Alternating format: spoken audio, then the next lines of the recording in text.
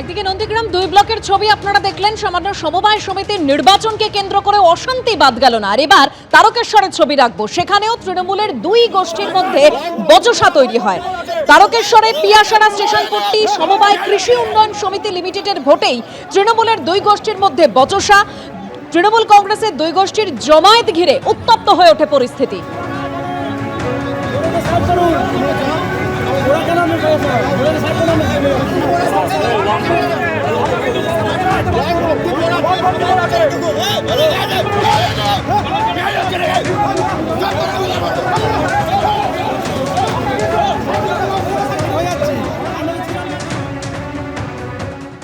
আর সামনেই বিধানসভা নির্বাচন, আর পাখির চোখ এখন বিধানসভা নির্বাচন। আর তাই এবার পশ্চিমবঙ্গে আসছেন বিজেপির সর্বভারতীয় সভাপতি নীতিন নবীন। মঙ্গলবার 2 দিনের পশ্চিমবঙ্গ সফরে আসছেন তিনি।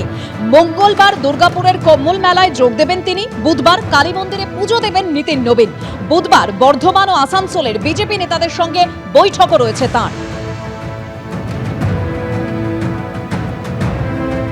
সাংগঠনিকভাবে পশ্চিমবাংলাকে পুরোপুরি তৈরি করা এবং পশ্চিমবাংলার সাংগঠনিকভাবে কেন্দ্রীয় সভাপতির সাথে পরিচিত হওয়া, এই সমস্তটাই এই কার্যক্রমের মধ্যে আছে। বাইরে যে সমস্ত অন্যান্য নেতারা আছেন, প্রধানমন্ত্রী হোক, গৃহমন্ত্রী হোক বা অন্যান্যরা, তারা বাইরে মহল তৈরি করার চেষ্টা করছেন। আর তার সাথে সাথে সংগঠনকে আরও জোরদার করা এবং নির্বাচনমুখী করার জন্য কেন্দ্রীয় সভাপতির নির্দেশ এবং তার যে আশীর্বাদ, সেটা আগামী দিন বাংলার পক্ষে যথেষ্ট মঙ্গলদায়ক হবে বলে আমি মনে করি। নীতিন নবীনের পর ফের রাজ্যে আসছেন অমিত শাহ। 30শে জানুয়ারি রাজ্যে আসছেন কেন্দ্রীয় স্বরাষ্ট্রমন্ত্রী। 30-31শে জানুয়ারি রাজ্যে অমিত শাহর কর্মসূচি রয়েছে। উত্তরবঙ্গ দক্ষিণবঙ্গের কর্মসূচিতে যোগ দেবেন তিনি। অমিত শাহের সফরসূচি জানিয়েছেন সুকান্ত মজুমদার। আমাদের মিটিং হয়েছে, এখনো পর্যন্ত কনফার্মেশন ওনার অফিস থেকে তো লাস্ট দিনের আগে আসা সম্ভব নয়। তো 30-31 ওনার আসার সম্ভাবনা আছে, উনি আসবেন। প্রাথমিক পরিকল্পনা যে 2টো প্রোগ্রাম হবে, একটা উত্তরবঙ্গের কোথাও, একটা দক্ষিণবঙ্গে, এবং 2টো ইনডোর প্রোগ্রাম হবে। কারণ আপনারা জানেন যে মাধ্যমিক পরীক্ষা তার যে প্রতিবন্ধকতা আছে মাইক ব্যবহারের, সেই জন্য আমরা যেখানেই করব ইনডোর ব্যবস্থা করে করব। আর অধীর চৌধুরীর খাস তালুকে এবার সুকান্ত মজুমদার। বহরমপুরে পরিবর্তন সংকল্প যাত্রায় বিজেপি সাংসদ।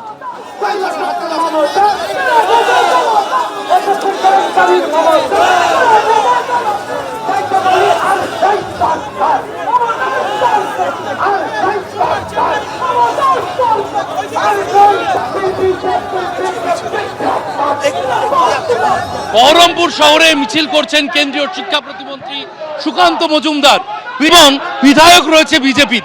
ত্রিমুখী লড়াই না চতুর্মুখ? দেখুন, এখন বহরমপুর বলুন বা অন্য কোনো জায়গা বলুন, এখন গড় বিজেপির তৈরি হয়েছে, না হয় তৃণমূল আছে। এখানে কংগ্রেসের কিছুটা অস্তিত্ব ছিল, কিন্তু অধীর বাবু গত লোকসভা নির্বাচনে হারার পর থেকে কংগ্রেস সমানে ক্ষয়িষ্ণু শক্তি। বর্তমানে এই যে ছাগলের 3য় সন্তান অর্থাৎ কংগ্রেস, বামফ্রন্ট, এখন নতুন আবার ঝাপ মাপ বাপ কত কি এসেছে, তারা কোথায় থাকবে, তাদের ইকুয়েশন কি হবে, বাংলার মানুষের কাছে কোনোটাই স্পষ্ট নয়। কিন্তু বিজেপি এবার সরকারে আসছে।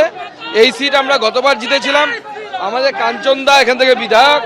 আগামী দিনে কাঞ্চনদার সিট আমরা আবার জিতবো, কেউ আটকাতে পারবে না।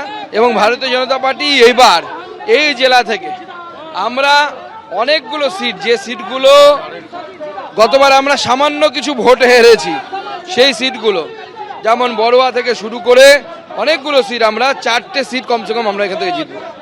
এই যে আপনি বলছেন যে বেশ কিছু সিটের সমীকরণ বদলে যাবে, হুমায়ুন কবির, আমরা জানি 6ই ডিসেম্বর থেকে বাবরি মসজিদের শিলান্যাস, 22শে ডিসেম্বর দেখা গেল নতুন দল। এই হুমায়ুন কবির হাতেও কোনো ফ্যাক্টর হবে মুর্শিদাবাদে? দেখুন, মুর্শিদাবাদে আগে সে দলটা চালু তো করুক। দল চালু না করলে কি হবে? এখন তো দল চালু হয়নি, তো দলটা শুধু নামে কাগজে কলমে হয়েছে। জলকে ধরাতলে দেখা যাচ্ছে না। রাজনৈতিক দল ধরাতলে না এলে পরে কাজ হয় না, গ্রাউন্ডে নেমে কাজ করলে পরে বোঝা যাবে কত দম। আজকে দেখা গেল হুমায়ুন কবিরের প্রস্তাবিত যে বাবরি মসজিদ, সেখানে একদিকে মাটি পরীক্ষা হচ্ছে, অন্যদিকে রাম মন্দিরের এতদিন যা শাখারফ সরকারের তৈরি করা রাম মন্দির ছিল, রাম মন্দির ট্রাস্ট, সেই রামলালা ট্রাস্টের ওয়েবসাইট উদ্বোধনে কেন্দ্রীয় মন্ত্রী সুকান্ত মজুমদার। না, আমরা ওয়েবসাইট উদ্বোধনে আমাকে ডেকেছিল, আমি যেহেতু উপদেষ্টা কমিটিতে আছি, তো স্বাভাবিকভাবে আমরা ওয়েবসাইট উদ্বোধন করেছি। মানুষ চাইলে পরে হবে, অবশ্যই রাম মন্দির হবে। আর ভারতবর্ষে যদি রাম মন্দির তৈরি না হয়, পশ্চিমবঙ্গে যদি না হয়, মুর্শিদাবাদে যদি না হয়, তাহলে কোথায় হবে? এবিপি আনন্দ, এগিয়ে থাকে, এগিয়ে রাখে।